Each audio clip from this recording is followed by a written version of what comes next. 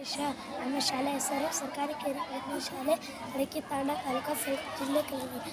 ನಾನು ಓದುತ್ತೇನೆ ಸಂವಿಧಾನ ಪೀಠಿಕೆ.